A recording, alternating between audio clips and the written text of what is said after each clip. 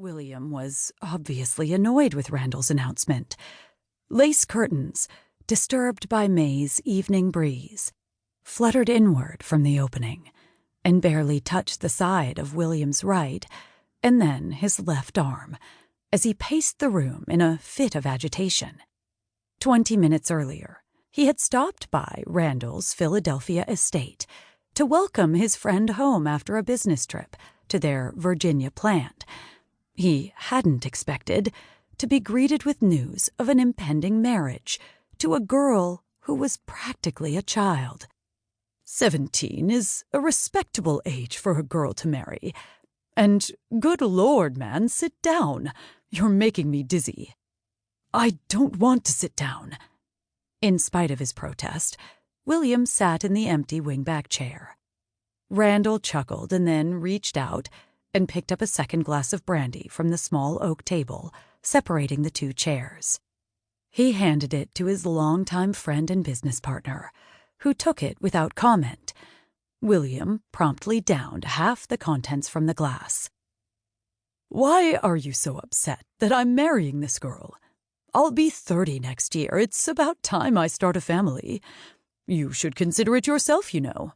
You're older than me and not getting any younger." "I'm all for you marrying. But good Lord, marry a woman, Randall, not a girl. I really don't see what you're so upset about. My grandmother was 15 when she married my grandfather. Times are changing, Randall." "Exactly. And that's one reason I chose this girl. She hasn't cut off all her hair and raised the hem of her skirt, like so many young women are doing these days." "I can't believe you want to marry the Browning girl because of the length of her hair and skirt. And you have to admit, there is something very appealing about a Castlebob dame.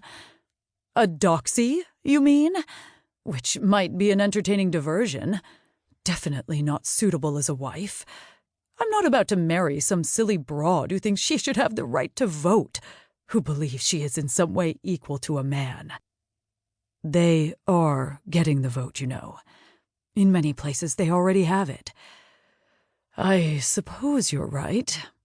Randall let out a sigh, finished his drink, and then set the glass on the side table. "But I intend to marry a woman who'll vote as I tell her to.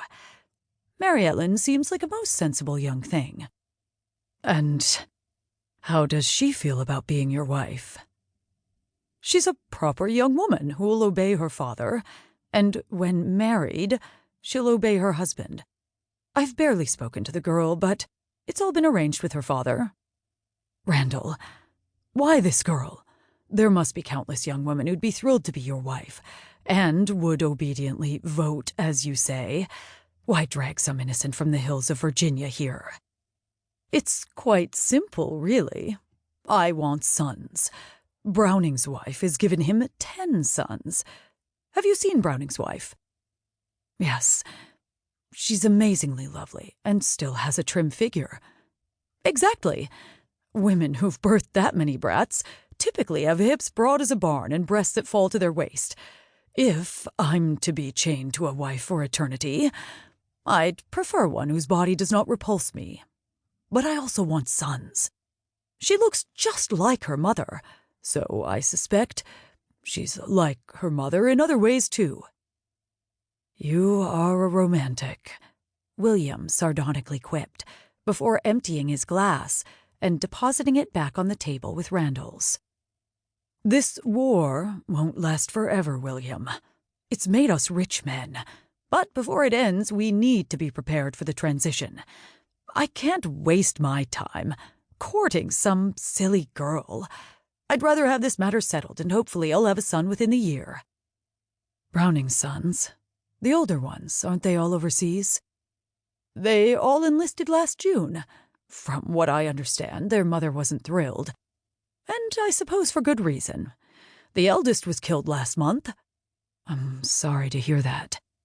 "Men die in war. That's the reality of the situation. I suppose you and I should be grateful the War Department needs what our company can produce more than they need."